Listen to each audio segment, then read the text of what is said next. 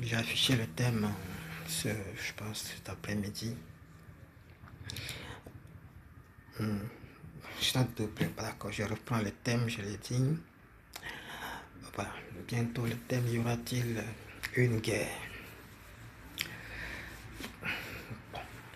C'est des choses.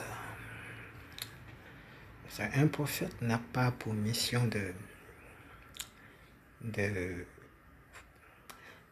Paul dit aux Corinthiens, notre mission c'est d'exhorter, de consoler, d'encourager.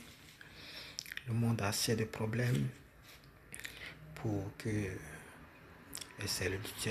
voilà, parce que tu as aussi une destinée. Tu as de grandes choses cachées. Et la mission du prophète, c'est de te faire connaître le chemin par lequel passer pour avoir aussi ton bonheur sur terre.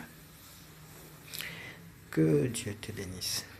Alors, y aura-t-il une guerre en Côte d'Ivoire? Je suis ivoirien, je le répète encore, c'est mon pays. Il y avait un homme de la Bible du nom de Job qui avait 10 enfants, qui avait des grands biens. Mais un jour, il perdit tout. Parce que tout ce qu'on connaissait de lui, c'est que c'était quelqu'un d'honorable et considérable. Beaucoup d'argent, beaucoup de biens. Alors, une fois aussi, Jésus parlait des biens de quelqu'un.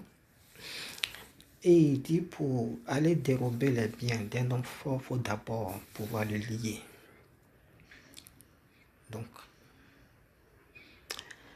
souvent, tu entends dans les journaux l'homme fort d'Abidjan, l'homme fort de la Côte d'Ivoire, pour parler du chef d'État. Il n'est pas facile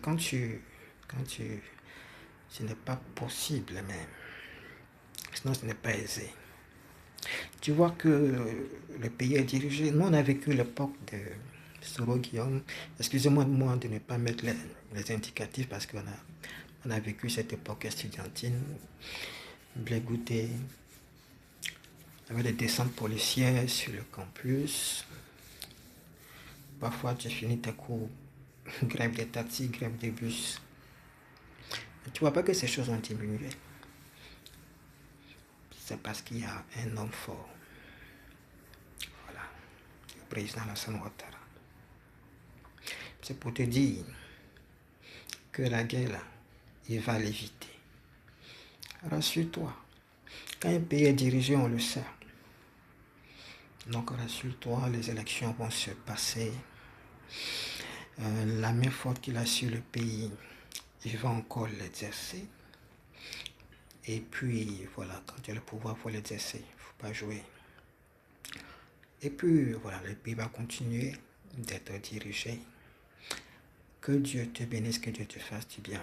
C'est lundi, premier jour de la semaine.